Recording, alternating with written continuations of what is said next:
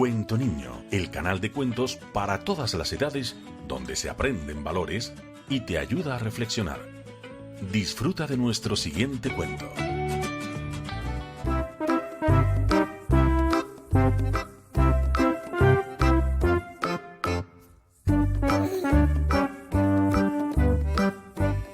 El hacha perdida. Érase una vez, en una localidad no muy lejana de aquí, de esas en las que uno siempre añora en vivir y descansar, donde sus gentes son apacibles y honradas, su mar es cálido y bañado por el sol, y sus árboles de diferentes especies tropicales se abrigan con la presencia de la Sierra Nevada. ¿Qué ocurría en nuestra historia? Y no podíamos haber elegido mejor marco para nuestro relato, pues fue allí donde se cuenta que un hombre de ya cierta edad llevaba varios días incómodo y semi-enfadado. Daba vueltas de un lado a otro, murmurando quién sabe qué, casi en forma de susurro. Al parecer, había perdido su hacha, y al no encontrarla, tenía la clara sospecha de que se la había robado el hijo de su vecino. Así que, cada mañana, desde un rincón poco visible, se escondía para vigilarle. Estaba seguro que había sido él. Su modo de andar, su talante e incluso su manera de hablar con otros vecinos le inculpaban claramente. Se le notaba a 1000 leguas que se hacía el disimulado, queriendo dar normalidad a cada uno de sus pasos. Pero cuanto más se esforzaba, más le señalaban como el ladrón. Sus acciones, cada uno de sus movimientos y de hecho su conducta en general indicaban con claridad que él y no otro le había robado el hacha. Así nuestro hombre, además de perseguirle y vigilarle de cerca, buscó pruebas cada día para poder inculparle claramente ante el resto de vecinos. ¡Qué ganas tenía de sacarle los colores delante de todos! Con el tiempo, sin embargo, mientras trabajaba en su jardín, el dueño se encontró con el hacha perdida. Estaba debajo de un montón de hojas secas y de rastrojos que sin querer él mismo había apilado en su jardín. Se quedó planchado y cortado ante tal hallazgo, pero lo curioso fue que al volver a ver al hijo de su vecino, ya no halló ningún rastro de culpa en sus movimientos, ni en sus acciones, ni siquiera en su conducta en general. Así que nunca debemos de sacar impresiones apresuradas ni precipitadas. De hecho, el ser humano es capaz de determinarse frente a ideas erróneas y juzgar a alguien sin tener argumentos válidos. No caigas en la trampa de juzgar a nadie por su aspecto o su apariencia, pues lo que realmente vale son su conducta y sus valores. Conoce a las personas de cerca y dales la oportunidad de demostrarte lo que valen. Así, tú también pondrás en valor lo bueno que llevas dentro.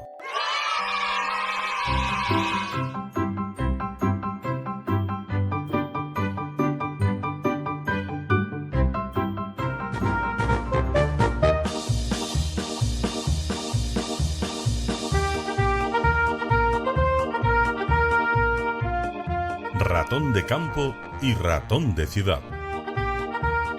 Érase una vez un ratón que vivía en una humilde madriguera en el campo. Allí no le hacía falta de nada. Tenía una cama de hojas, un cómodo sillón y flores por todos los lados. Cuando sentía hambre, el ratón buscaba frutas silvestres, frutos secos y setas para comer. Además, el ratón tenía una salud de hierro. Por las mañanas paseaba y corría entre los árboles y por las tardes se tumbaba a la sombra de algún árbol para descansar o simplemente respirar aire puro. Llevaba una vida muy tranquila y muy feliz. Pero un día, su primo ratón, que vivía en la ciudad, vino a visitarle.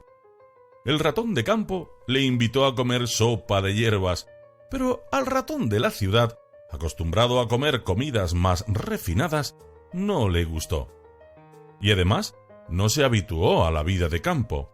Decía que la vida en el campo era demasiado aburrida y que la vida en la ciudad era mucho más emocionante. Acabó invitando a su primo a viajar con él a la ciudad para comprobar que allí se vive mejor. El ratón de campo no tenía muchas ganas de ir, pero acabó cediendo ante la insistencia del otro ratón. Nada más llegar a la ciudad, el ratón de campo pudo sentir que su tranquilidad se acababa. El ajetreo de la gran ciudad le asustaba. Había peligros por todas partes. Había ruidos de coches, humos, mucho polvo y un ir y venir intenso de las personas. La madriguera de su primo era muy distinta de la suya y estaba en el sótano de un gran hotel. Era muy elegante. Había camas con colchones de lana, sillones, finas alfombras y las paredes eran revestidas. Los armarios rebosaban de quesos y otras cosas ricas. En el techo colgaba un oloroso jamón. Cuando los dos ratones se disponían a darse un buen banquete, vieron a un gato que se asomaba husmeando a la puerta de la madriguera. Los ratones huyeron disparados por un agujerillo. Mientras huía, el ratón de campo pensaba en el campo, cuando de repente oyó gritos de una mujer que con una escoba en la mano intentaba barrerle para echarle de allí. El ratón, más que asustado y hambriento, volvió a la madriguera, dijo adiós a su primo y decidió volver al campo lo antes que pudo. Los dos se despidieron y el ratón de campo emprendió el camino de vuelta. Desde lejos, el aroma del queso recién hecho hizo que se le saltaran las lágrimas, pero eran lágrimas de alegría, porque poco faltaba para llegar a su casita. De vuelta a su casa, el ratón de campo pensó que jamás cambiaría su paz por un montón de cosas materiales. Y es que veréis, amigos, la mayoría de las veces no nos hace falta grandes lujos para vivir plenos de felicidad. No por estar rodeados de más cosas, viviremos más a gusto. Piensa realmente qué es lo necesario en tu vida y acompáñalo de tu familia y amigos. Verás cómo no necesitas más, porque no es más rico el que más tiene, sino el que menos necesita.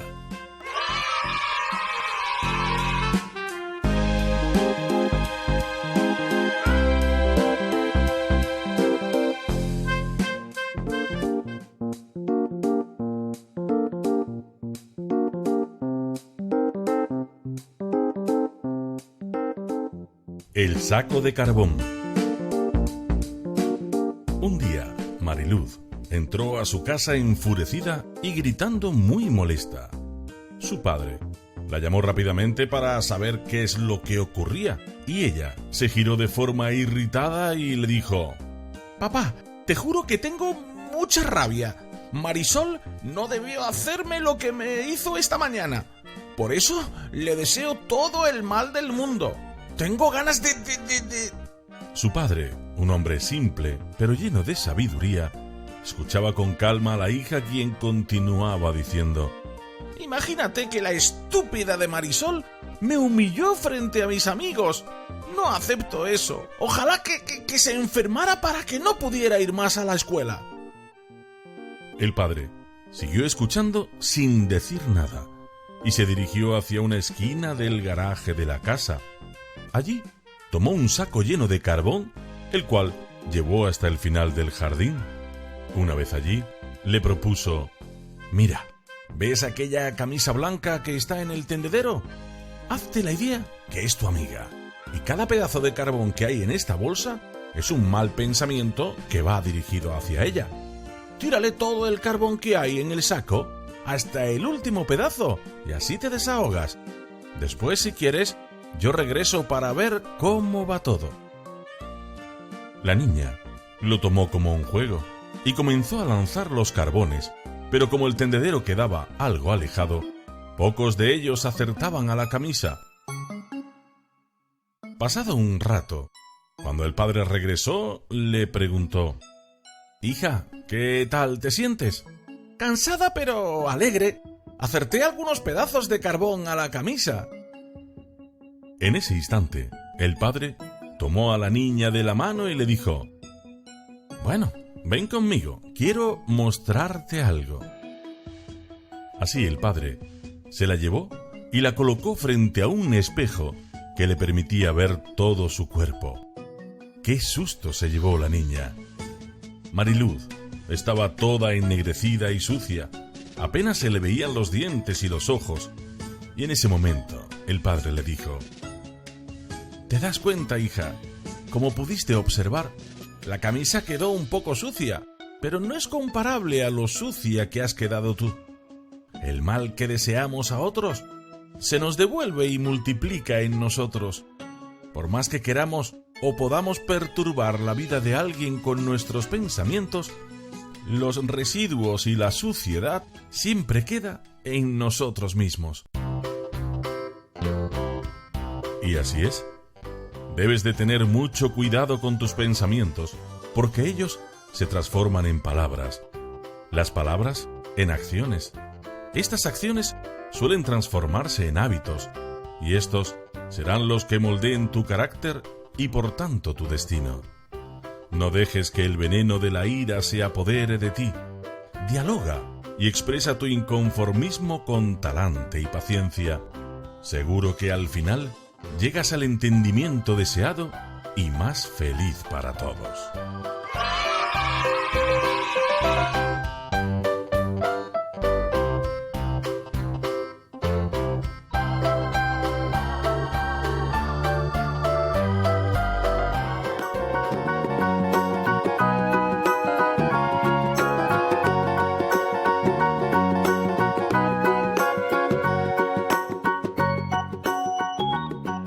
Ser honesto. En una humilde localidad provinciana, de esas de las que sus vecinos se apoyan entre sí y de las que todavía cada noche, antes de la oscuridad, salen con sus butacas a la puerta para contarse sus andanzas diarias, que ocurría esta historia, en la que 3 jóvenes del pueblo, que iban al mismo curso, se unieron como cada día para ir andando al colegio. Ese día tenían un examen importante, pero no habían estudiado absolutamente nada. Con cara de preocupación, durante el camino, los 3 pensaban cómo salir de ese problema. Llegado este momento, todos se lamentaban de haber sido tan irresponsables durante los últimos días, pues habían antepuesto sus videojuegos, los partidos de fútbol con otros amigos e incluso el descanso antes que estudiar un poco cada jornada. Ahora ya no había tiempo ni marcha atrás, pero entonces a uno de ellos se le ocurrió un ingenioso plan. Esperaron que pasara la hora del examen y luego fueron los 3 a hablar con la profesora. Fingiendo cansancio, uno de ellos dijo: «Disculpe, profesora, no pudimos llegar a tiempo al examen. Fuimos a una boda y ayer, cuando regresábamos, el auto se averió y logramos llegar hace unos minutos. Ahora estamos muy cansados, pero si nos permite hacer el examen en unos días, estaremos muy agradecidos». La profesora, que era buena y generosa, se mostró comprensiva al creer la historia de los 3 jóvenes y aceptó darles 3 días para prepararse bien y hacer el examen. Los jóvenes, como no, aprovecharon al máximo esta segunda oportunidad y se dedicaron a estudiar. Volvieron a los 3 días confiados porque esta vez iban muy bien preparados. La profesora los sentó como siempre bastante separados unos de otros y les entregó el examen, que solo tenía 4 preguntas. Pero la confianza que tenían los jóvenes los abandonó cuando leyeron dichas preguntas. La primera decía: ¿quién se casó con quién? La segunda: ¿a qué hora se averió el coche? Tercera: ¿dónde exactamente se averió el coche? Y cuarta: ¿cuál es la marca del coche? Y al final de todas las preguntas, había una nota que decía: si las respuestas de todos son iguales, habrán aprobado el examen. Buena suerte. La mentira tiene patas cortas y tarde o temprano siempre sale a la luz. Sé honesto y responsable con tus actos. El camino de la verdad suele ser más fácil, sencillo y honorable que el del engaño.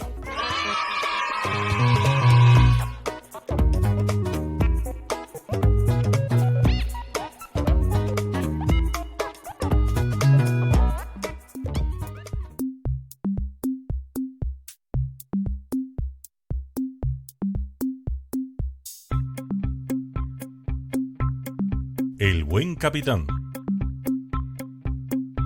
En pleno verano, y cuando el sol se alzaba en lo más alto del cielo azul, justo al pasar cerca de las montañas de la costa, la mar se encontraba bastante revoltosa y bravía.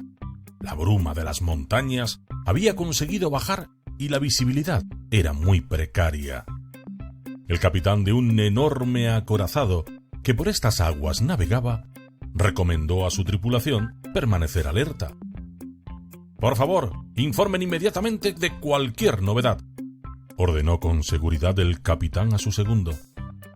La tarde caía y poco a poco iba oscureciendo cuando uno de los marinos anunciaba: «¡Atención! Hay una luz que está brillando hacia el norte».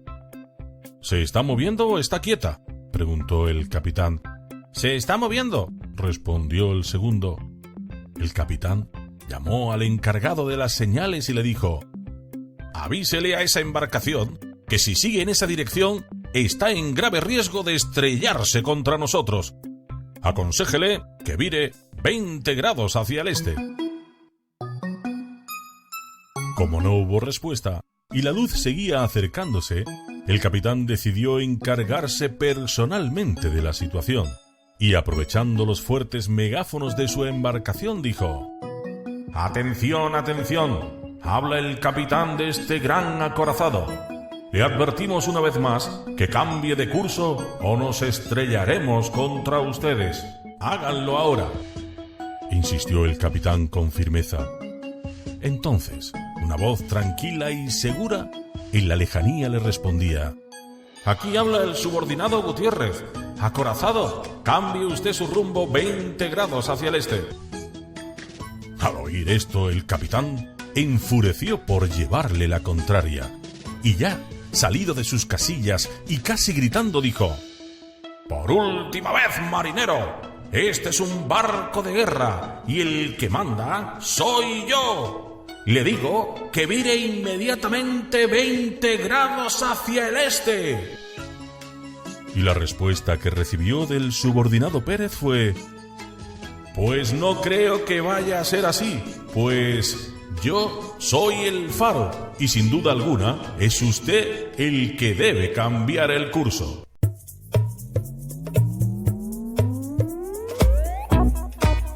Y así es.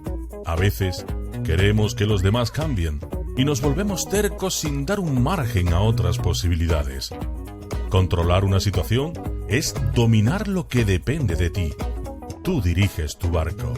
Ve a donde tú quieras y, como todo buen capitán, sé flexible en la forma de construir los caminos. Escucha lo que los demás tengan que decir. Seguro que puedes evitar una colisión.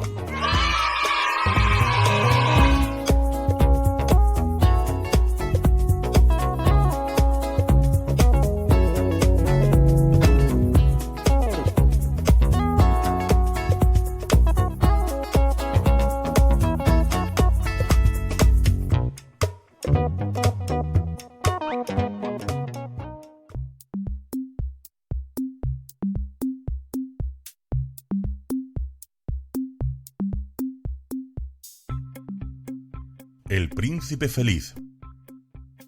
Por encima de la ciudad entera, encima de un pedestal, se alzaba la estatua del príncipe feliz. Estaba hecha de finísimas hojas de oro. Tenía por ojos 2 deslumbrantes zafiros y un rubí rojo en el puño de su espada. Tal era la belleza del príncipe feliz que todo el mundo lo admiraba. «Es igual de hermoso que una veleta», dijo uno de los concejales. «Tienes que ser como el príncipe feliz, hijo mío. Él nunca llora», le decía una madre a su hijo, que lloraba porque quería a la luna. «Parece un ángel», decían los parroquianos al salir de la hermosa iglesia.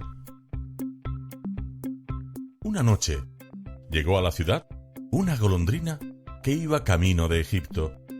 Sus amigas habían partido hacia allí semanas antes, pero ella se había quedado atrás porque se había enamorado de un junco. Decidió quedarse con su enamorado, pero al llegar el otoño, sus amigas se marcharon y empezó a cansarse de su amor, así que había decidido poner rumbo a las pirámides. Su viaje la llevó hasta ese lugar, y al ver la estatua del príncipe feliz, pensó que era un buen lugar para posarse y pasar la noche. Cuando ya tenía la cabeza bajo el ala y estaba a punto de dormirse, una gran gota de agua cayó sobre ella. ¡Qué raro! Si ni siquiera hay nubes en el cielo, pensó la golondrinita.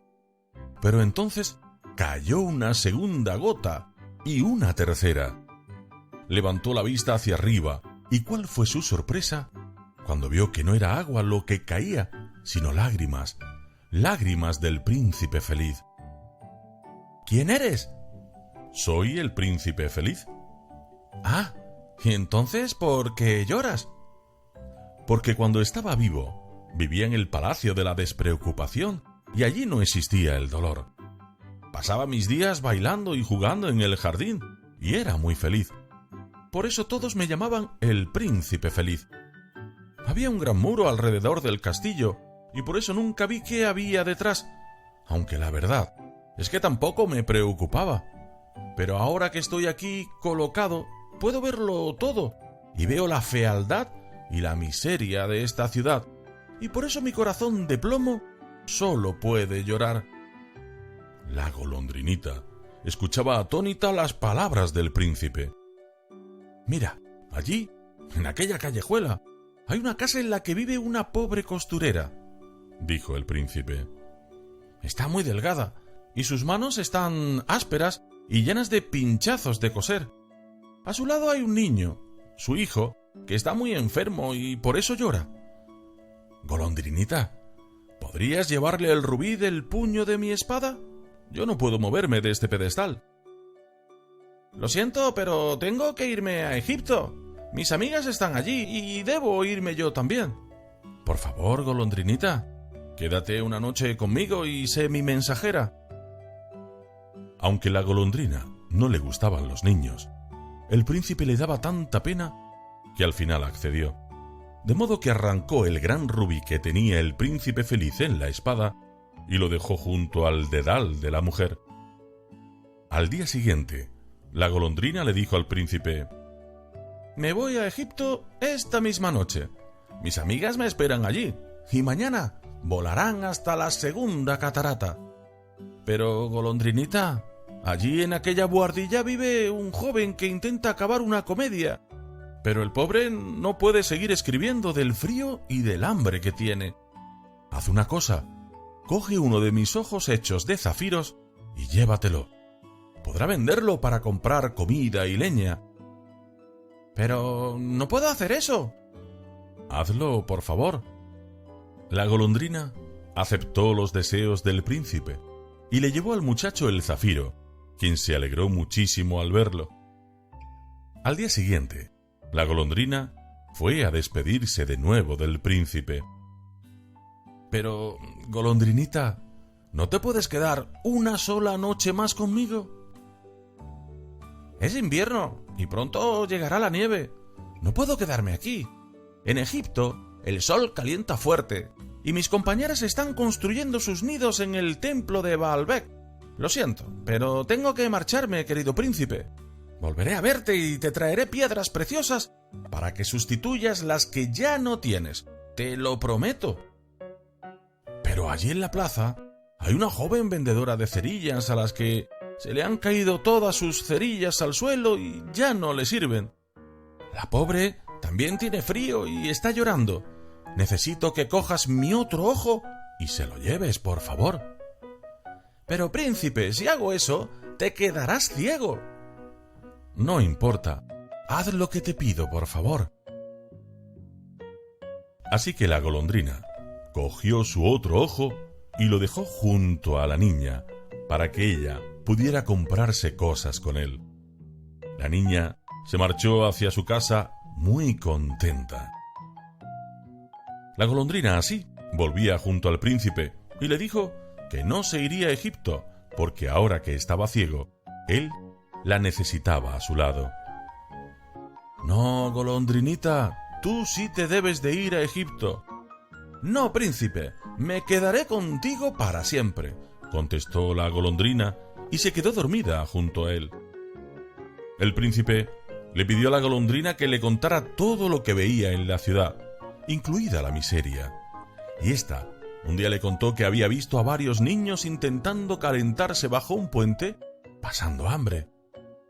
El príncipe feliz le pidió entonces a la golondrina que arrancase su recubrimiento de hojas de oro y que se lo llevara a los más pobres. La golondrina le hizo caso, y los niños rieron felices cuando tuvieron en sus manos hojas de oro, y el príncipe feliz se quedó así, opaco y gris. Llegó el frío invierno, y la pobre golondrina, aunque intentaba sobrevivir para no dejar solo al príncipe, estaba ya muy débil y sabía que no viviría mucho más tiempo.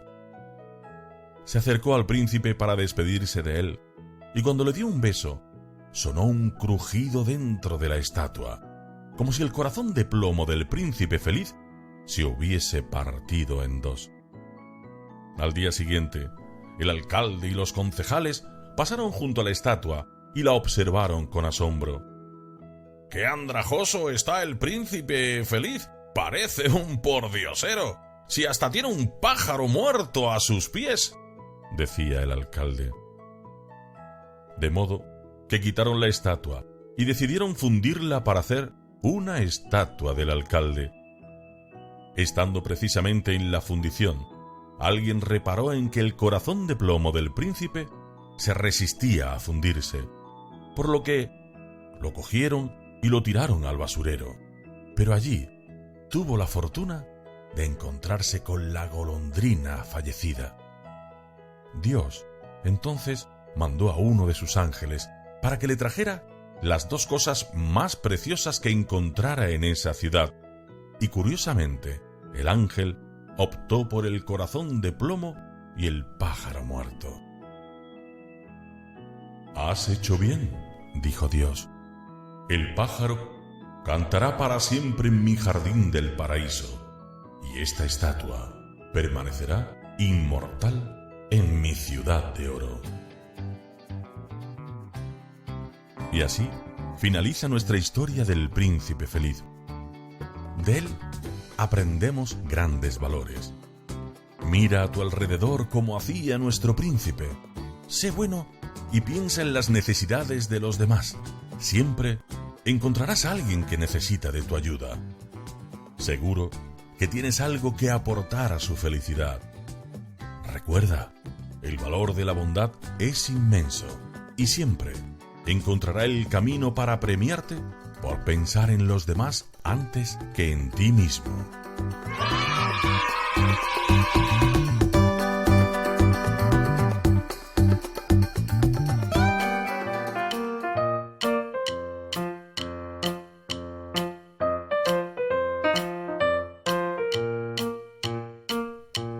Cuestión de números.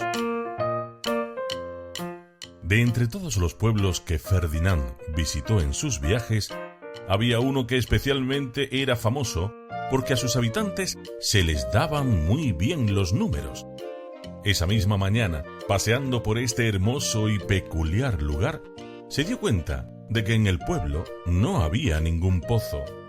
Así, personas de cada familia del pueblo cargaban 1 o 2 burros con garrafas vacías y se iban a un riachuelo que estaba a 1 hora de camino.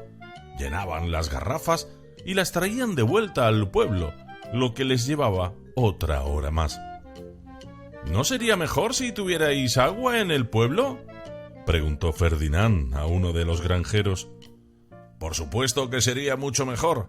El agua me cuesta cada día 2 horas de trabajo, para un burro y un chico que lleva el burro. Así que si cuentas tanto las horas del burro como las del chico, eso hace 1460 horas al año.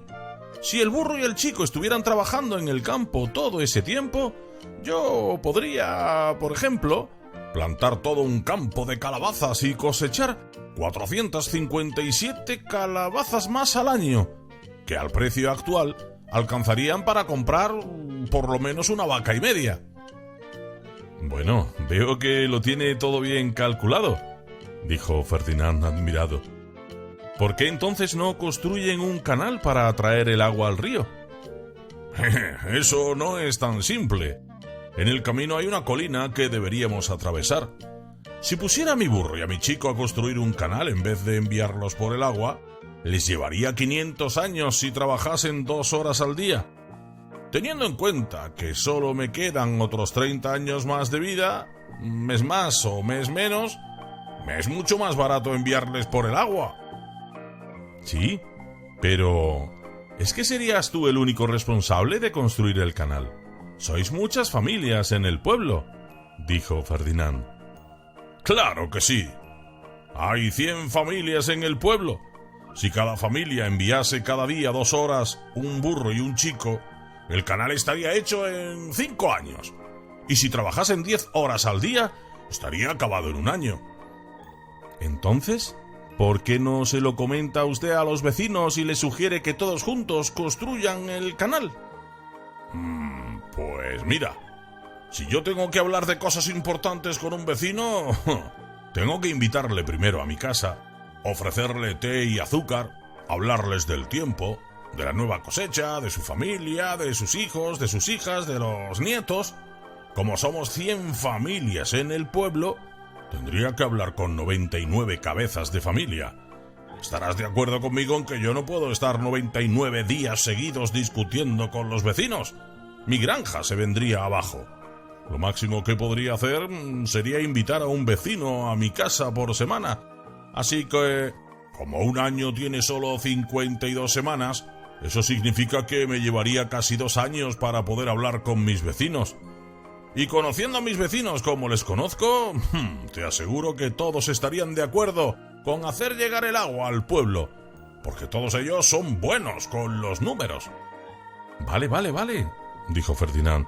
Pero entonces, en 4 años, estaríais preparados para comenzar el trabajo y al año siguiente el canal estaría construido. Claro, pero es que hay otro problema. Estarás de acuerdo conmigo que una vez que el canal esté construido, cualquiera podría servirse del agua, tanto si ha contribuido o no con su parte del trabajo correspondiente. Lo entiendo, claro. Incluso si quisierais, ¿no podríais vigilar todo el canal? Pues no. Cualquier avispado que se hubiera librado de trabajar se beneficiaría de la misma manera que los demás y sin costo alguno. Tengo que admitir que en eso lleva usted razón, dijo Ferdinand. Pero aún así, el granjero siguió argumentando. Y es que como cada uno de nosotros se nos dan bien los números, intentaremos escabullirnos. Un día el burro no tendrá fuerzas, otro el chico de alguien tendrá tos, en otra ocasión la mujer de alguien estará enferma, por lo que entonces el niño y el burro tendrán que ir a buscar al médico, y así iremos escurriendo el bulto. En definitiva, que como cada uno de nosotros sabe que los demás no harán lo que deben, ninguno mandará a su burro o a su chico a trabajar, así que la construcción del canal ni siquiera empezará. Bueno, tengo que reconocer que sus razones suenan muy convincentes, dijo Ferdinand, que se quedó a la vez pensativo por un momento. Pero de repente exclamó: «Pero, granjero, entonces, ¿por qué el pueblo al otro lado de la montaña, que tenía el mismo problema que vosotros tenéis, tienen un canal desde hace ya más de 20 años? Sí, claro, efectivamente. Pero es que a ellos no se le dan bien los números.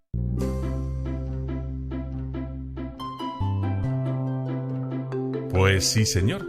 La mayoría de las veces le damos demasiadas vueltas a las cosas y esto nos impide dar el primer paso, quedándose en el camino proyectos o situaciones que no llegamos a salvar.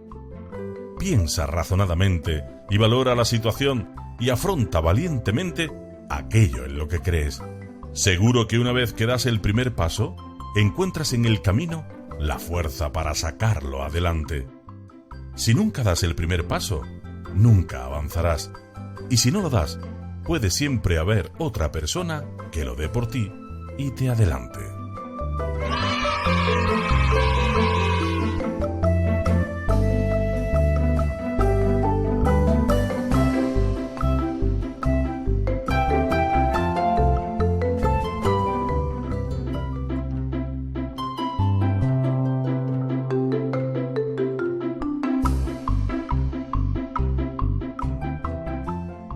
El barril de vino. En un magnífico lugar del mundo se hallaba un bello y hermoso pueblo del sur donde, como cada año, se organizaba una gran fiesta de fin de campaña. La caña de azúcar y las frutas subtropicales habían sido ya recogidos. Todos estaban muy entusiasmados y colaboraban en la organización del evento. Juntos planeaban construir un gran barril donde cada uno de los habitantes vaciaría una botella de vino, y así luego celebrarían una gran fiesta para celebrarlo todos juntos. Para ello, primero se construyó un barril muy grande que ocupaba la parte central de la plaza del pueblo. Llegó el día, y todos estaban de acuerdo en que llevarían una botella de vino para poder tener abundante bebida en la fiesta. Cuando se acercaba la hora de ella, Joseph, uno de los habitantes, revisó la pequeña bodega de su casa y observó que tan solo le quedaban 2 botellas. Sin duda, para él no habían sido buenos tiempos. Económicamente andaba bastante corto en esas fechas, así que pensó que si llevaba una botella a la fiesta, se quedaría apenas sin nada. No era justo que él tuviera que llevar igual que todos los demás, pues él era el más pobre del pueblo. Así que tomó la decisión de llenar la botella con agua y, cuando le tocara su turno, verter el contenido de la botella en el barril sin que los vecinos viesen el contenido. Así haría su aporte para la fiesta y nadie se daría cuenta, ya que el agua se mezclaría entre tantas otras botellas de vino y nadie lo notaría. Y así lo hizo. Cuando llegó el turno de Joseph, este subió a lo alto del barril y vertió el contenido de su botella sin que nadie sospechara de la trampa. Pasadas varias horas, todos los vecinos habían vaciado sus botellas y la fiesta comenzaba con todos disfrutando de la música y los bailes. Y cuando llegó el momento de servir el vino, descubrieron con sorpresa que solo salía agua cristalina del barril. Al parecer, todos en el pueblo habían pensado igual que Joseph. Ninguno quiso compartir con los demás su vino y prefirieron llevar agua para engañar a los demás. Así, la fiesta se acabó y todos se marcharon avergonzados. Aprende de esta historia. Sé honesto con los demás y contigo mismo. Si te comprometes, sé sincero y cumple. No pienses en hacer trampas para beneficiarte, pues también te engañas a ti mismo. Haz lo correcto y marca la diferencia como un buen ejemplo para los demás.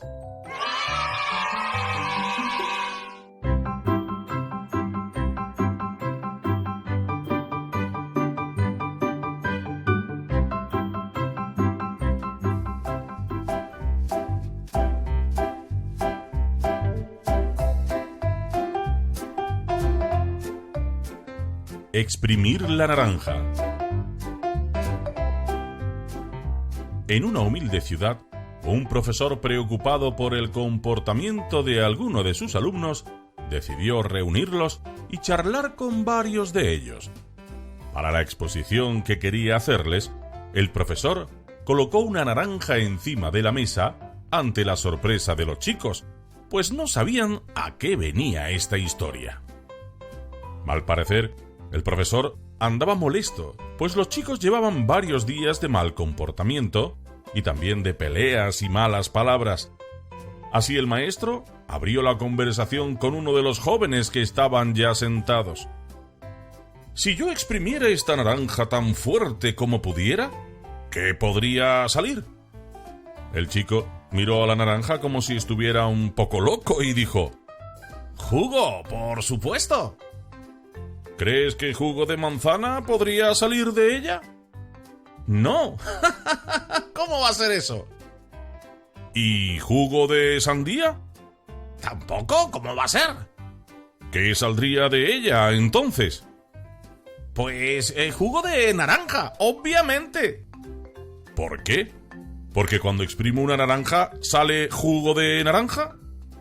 Bueno, efectivamente, es una naranja y eso es lo que hay dentro, dijo el chico mientras el profesor asentía con la cabeza. Cierto, pero vamos a suponer que esta naranja no es una naranja, sino que eres tú y alguien te aprieta y pone presión sobre ti y te dice algo que no te gusta. Te ofende y te aprieta y fuera de ti sale ira, odio, amargura, miedo. ¿Por qué saldría esto? La respuesta que dio el joven fue: pues imagino que es, pues por eso, porque eso es lo que hay dentro, por eso saldría todas esas cosas. Y así es, tan fácil como la vida misma. ¿Qué sale de ti cuando la vida te aprieta? Cuando alguien te produce dolor o te ofende. Si la ira, el dolor y el miedo salen de ti, es porque eso es lo que hay dentro. No importa quién te apriete, si es un familiar, un compañero o tu maestro. Si alguien dice algo acerca de ti que no te gusta, lo que salga de ti es lo que hay dentro. La única diferencia con la naranja es que nosotros podemos elegir lo que llevamos en nuestro interior. Solo depende de ti. Es tu elección. Cuando alguien te presiona y sale diálogo, tolerancia o amor, es porque tú has permitido que esos valores formen parte de ti.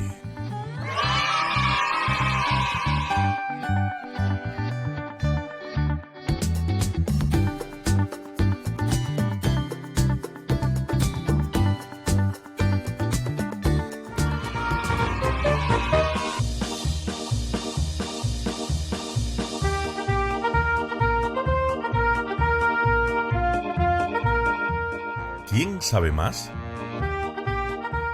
Una bonita tarde de verano, sucedía una grata conversación en la casa de nuestros protagonistas. Un papá y un hijo, que se llevaban estupendamente, hablaban muy habitualmente de todas las cosas que les preocupaban. Esa tarde, el hijo entró apresuradamente en el comedor donde su papá se hallaba descansando. Papi, estuve con Huguito, que viene de pelearse con su papá. ¿Y por qué se peleó con su papá? Porque el papá de Huguito dice que él sabe más que Huguito. Sí, hijo, el papá de Huguito sabe más que Huguito. ¿Y cómo lo sabes tú, si tú no conoces al papá de Huguito? Bueno, porque es el padre, hijo, y el padre sabe más que el hijo.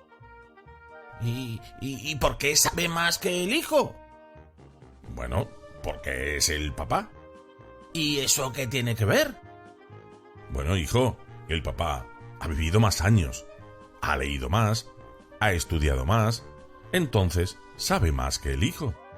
Ah, entonces, ¿tú sabes más que yo? Pues sí. ¿Y todos los padres saben más que los hijos? Sí, claro. ¿Y eso siempre es así? Pues sí. ¿Y siempre va a ser así? Sí, hijo, siempre va a ser así. ¿Y la mamá de Martita también sabe más que Martita? Pues sí, hijo, la mamá de Martita sabe más que Martita. A ver, dime, papá, ¿quién inventó el teléfono? El padre lo miró con suficiencia y le dijo: el teléfono, hijo, lo inventó Alexander Graham Bell. Y el hijo rápidamente le contestó: ¿y por qué no lo inventó el padre, que sabía mucho más? Y así termina nuestro cuento de hoy, demostrándonos que no siempre los adultos, por el hecho de serlo, tienen la razón.